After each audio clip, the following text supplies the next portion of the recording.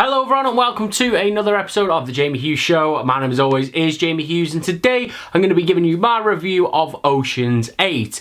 Now if you want to keep up to date with all the latest movie news and reviews, then make sure you hit that subscribe button, and as always with my videos, this review may include spoilers, so you have now been warned. Ocean's 8 is a light, bright, fun caper. I really enjoyed this movie actually. I'm not the biggest fan of the George Clooney movies. I always felt like they were a little bit too serious and they tried to take themselves too seriously. They felt like they were a lot cooler than what they actually were. But with this movie, it was kind of the ugly stepsister it needed to be. It was kind of in on some of its own gags. It very much took a light-hearted approach. There was nothing too serious or deep running through it. And I really enjoyed that they kept this light and it didn't take itself too seriously, because that actually added to my overall enjoyment of the film. And it did feel very reminiscent at points to very old school, like 1950s crime capers. It almost felt at points as well that they were paying homage more to the original Thomas Crown Affair with some of their editing than the actual Ocean's franchise, which again was really cool for me.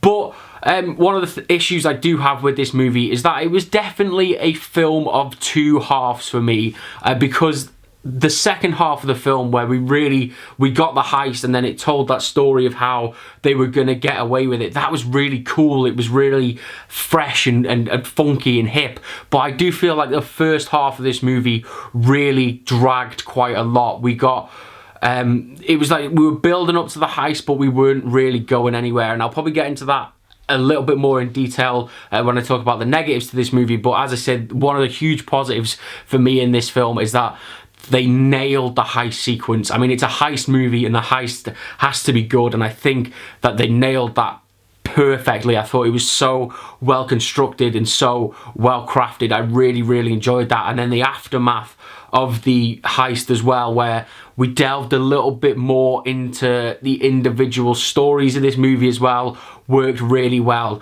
We got some nice fun twists along the way, and yeah, it felt really reminiscent of an old really camp crime caper, and I really enjoyed the second half of this movie a lot. Now, most of the cast do a fine job in this movie. They are there for a purpose, and I think they fill their roles well, but there are a couple of standout performances for me. The first being obviously Sandra Bullock. She carries this film really well as Debbie Ocean, and I thought she did a great job. You could really see that she cared about this project, which seems a bit weird to say, but you could see she really cared about this film, and she brought it 110%. I really liked her character and her performance. I also liked the really great chemistry she had with Tilda Swinton. Who knew? I want to see a movie of just those two on their own, maybe an Ocean's 8 prequel, because I thought the dynamic between Debbie and Lou was really good, and I really liked it, and I want to see more of those two together on screen. And then the other performance for me, which was just so over the top and ridiculous, but worked so well for this movie, and is part of the reason why I enjoyed this film so much, was Anne Hathaway's performance. Now, she's not in it as much as the other characters, but she had such a great character. Daphne Kluger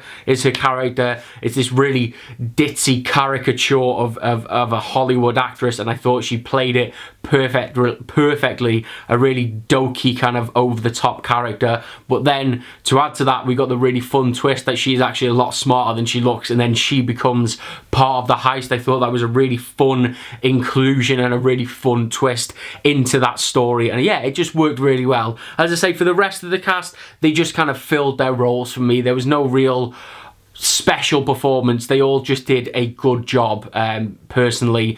But to kind of counter the positive of the cast with the negative, I also found a lot of the characters to be really one-dimensional, minus the ones I've just mentioned with Anne Hathaway, with Daphne Kluger, Debbie and Lou. I thought the rest of the supporting characters were relatively quite weak. They didn't really have much story. I know we were introduced into the characters along the way, and that really was the first like half of the film, was introducing these characters, but that's more what it was. It was an introduction into the characters.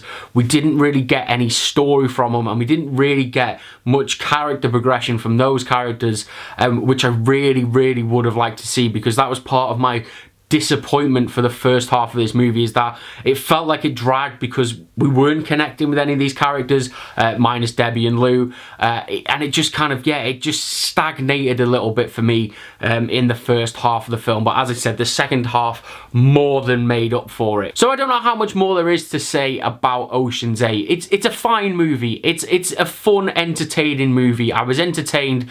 I don't think it's as funny as it could have been. It's probably another negative I had, is that a lot of the jokes didn't land, for me personally and in the theatre. I think there was only a couple of laughs from a few people.